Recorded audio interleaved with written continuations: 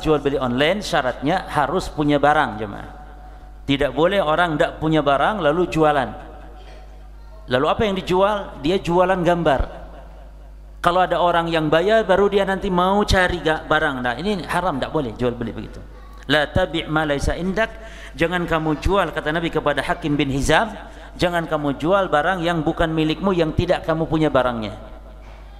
Kecuali kita, perhatikan jemaah, dijadikan sebagai agen atau sebagai perwakilan, ya.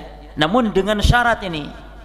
Syaratnya apa? Bukan sekedar izin, tapi syaratnya kalau ada orang pesan barang, yang punya barang ini percaya kepada kita mengirim barang. Jadi tidak nyuruh beli dulu. Banyak diantara kita yang memahami katanya kalau perwakilan itu asal minta izin untuk memasarkan lalu diizinkan. Jelas ya? Itu belum tentu. Tapi ketika ada orang pesan, apa kata yang punya barang? Oh ya silakan, yang pesan ya silakan, tapi jenengan bayar dulu. Lah kalau bayar dulu ini tidak sah jadi agen, tidak boleh. Jadi harus apa jemaah?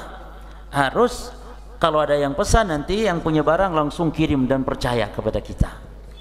Ya, itu maknanya sebagai reseller atau sebagai agen penjual dan semisal, ya itu dibolehkan demikian.